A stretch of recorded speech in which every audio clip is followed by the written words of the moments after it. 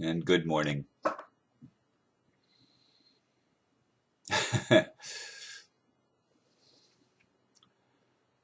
Today I woke up 1 hour and 11 minutes later than I did yesterday morning. Of course, I went to bed later than I did the previous night. So it was 3:22 that I woke up this morning instead of 2:11. I think that's what it was yesterday. Anyway, why do I pay attention to such things? Because they keep occurring in my life. Double numbers, triple numbers keep on showing up. And once again, I start today at 4:44, grounding the new energies upon the earth. That's what many of us are doing, folks.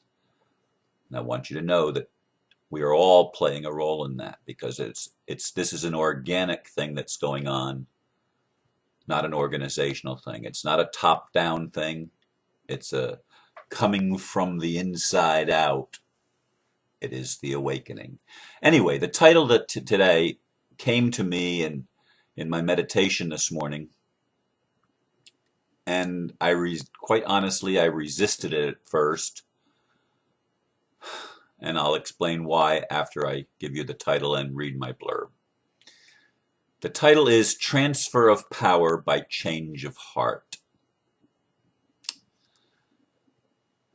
The little blurb that I wrote goes like this: the world as we have known it is accustomed to leaders that lie. There's even a cliche. How do you know if a politician is lying? His or her lips are moving.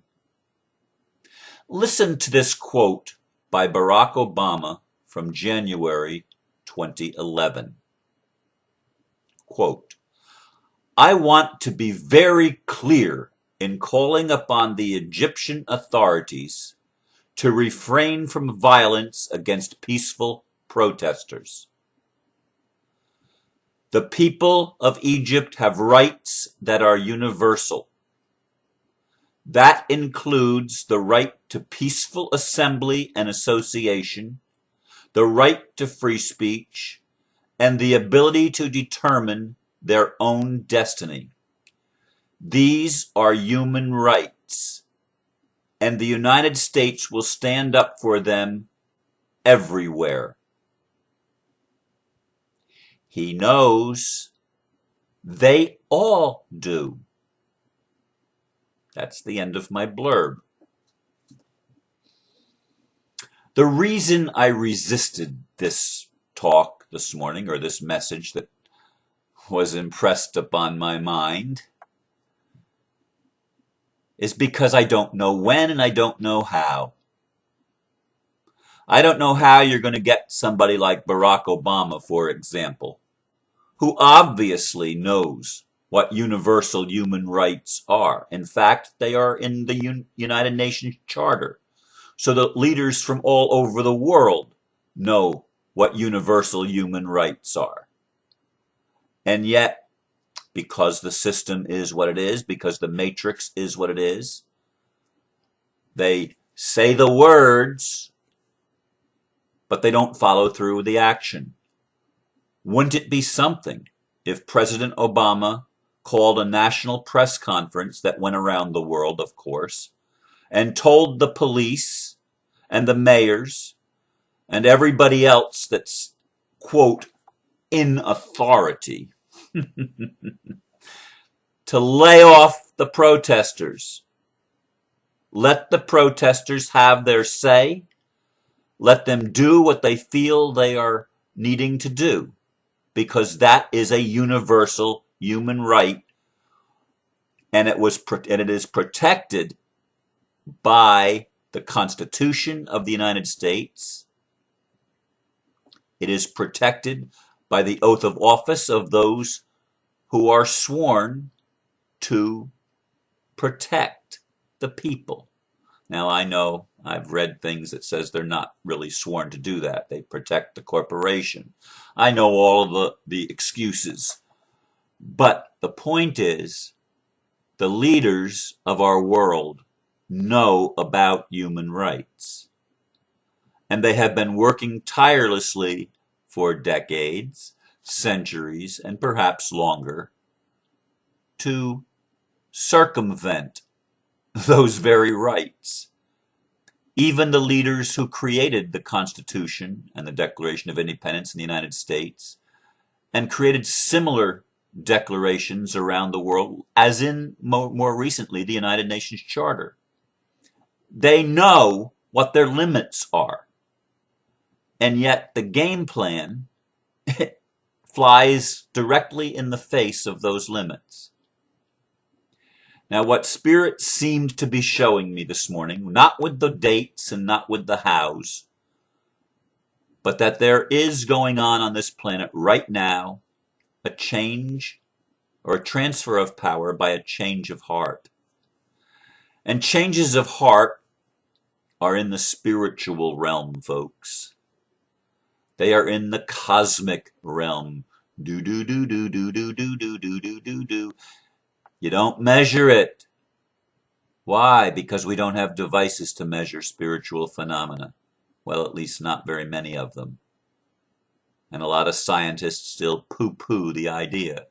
And a lot of people that just give me the facts, just give me the facts, don't want to hear stuff about airy-fairy spiritual stuff. And I get it. I get it.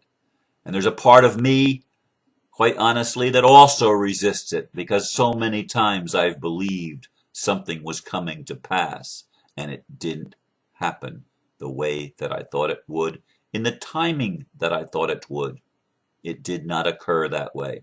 So there is within me a natural, or maybe it's an unnatural, resistance to an idea or a suggestion that I can't figure out with my mind the hows. And I can't put a date stamp on it. Well, it's going to happen by such and such. I remember Blossom Goodchild back a couple of years ago. Was it October the 14th, 08, or was it 09, where she said that she was told in a channeled message that there was going to be a huge UFO fly over the United States. A huge UFO was going to be clearly seen by millions and millions and millions of people.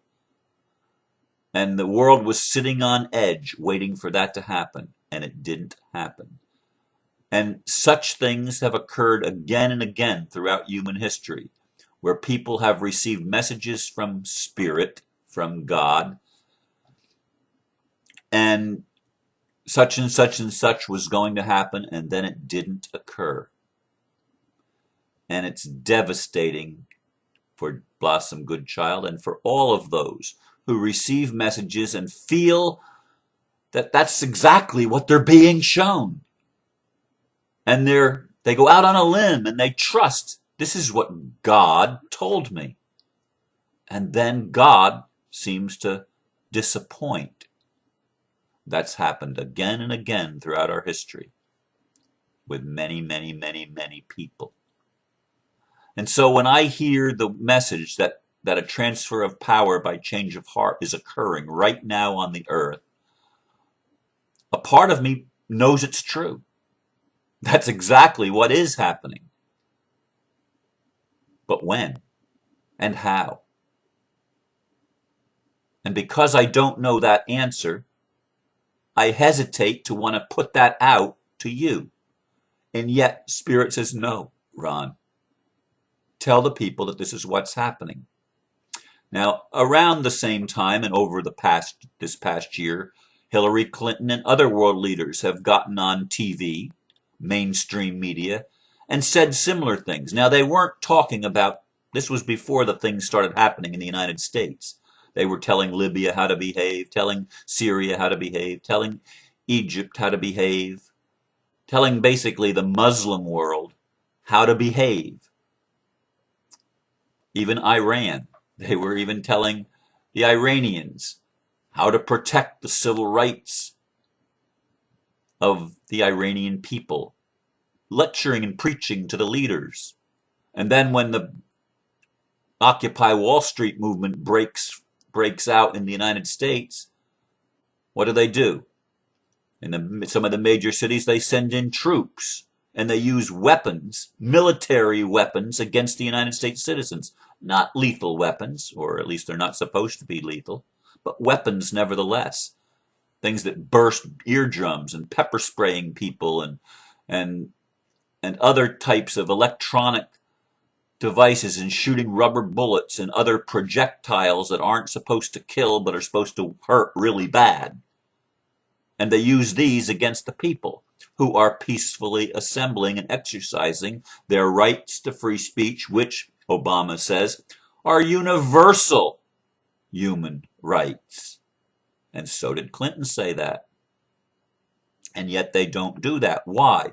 Because right now the world is in control of the international bankers. And they know damn well that if the people are allowed free reign, their reign of terror is over. And terrorism is an international banker commodity, if you will. It's a plan.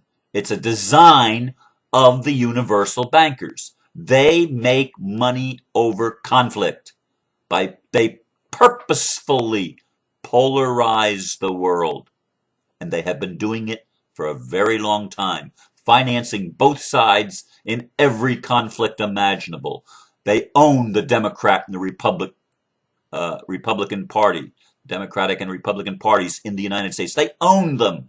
They own the Liberal and the Conservative Party in the United Kingdom. And all around the world, they put these two little pawns up there to joust with each other for the public consumption, while really their game plan of world control keeps going through. But Spirit just reminded me, their game plan of world control is not what it seems even.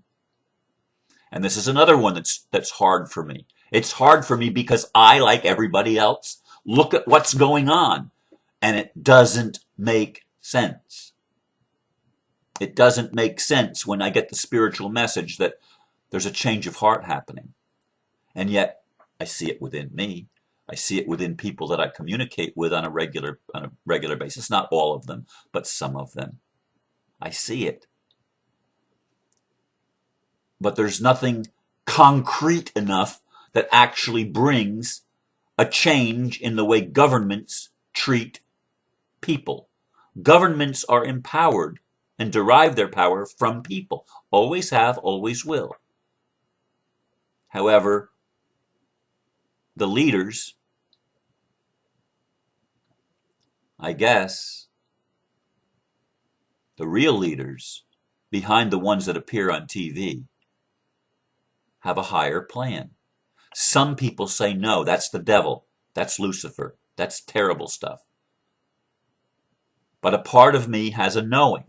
It's all it is. It's a knowing that this whole thing, this whole charade, is nothing but that. It's a charade.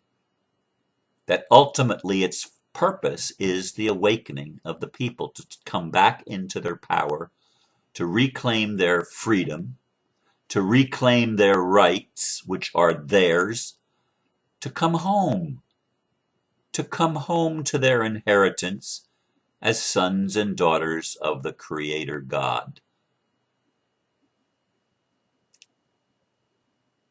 And this is what's happening in our world, Spirit is saying to me. So I'm sharing with you from my heart. I'm telling you the truth, my perceptions, my fears, my hopes, my dreams, my expectations, my disappointments. I'm sharing it truthfully with you. Why? Because it reflects exactly what's going on with most people on the planet that are beginning to awaken. This conflict within us is occurring because we want to break out of the rut of the past and leap with joy into the paradigm of the future, the paradigm of peace. We want that so badly, and yet there seem to be so many obstacles in the way of it. But Spirit is saying, Ron, tell the people that there's something going on that's invisible and yet much more powerful than what they can see.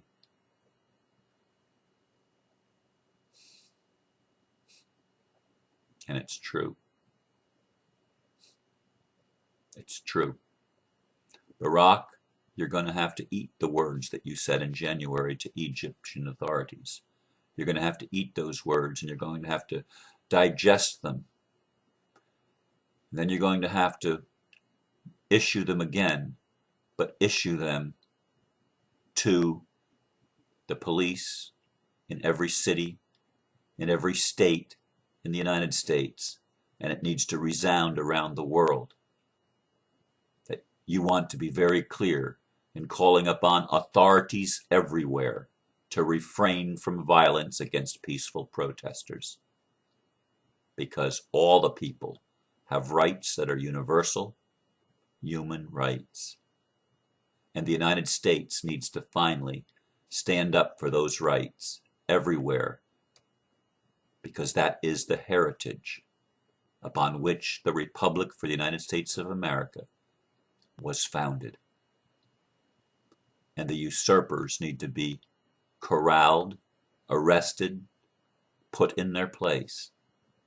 And Obama, if you can't do that, then step down, because Spirit has prepared others for leadership that are willing and capable of leading us into the future of a better tomorrow and a sustainable world that works for everyone. Either the leaders now have the change of heart that Spirit is working in them, or they will be replaced by those who will. That's the message I have for you today. I can't make it happen, but I want you to hold it in your heart, and I want you to see it happening, as I will also do the same. We are changing the world by allowing the energies of transformation to work within us as we change from caterpillars to butterflies. I leave you with this. Thank you for listening. Namaste. Thank you.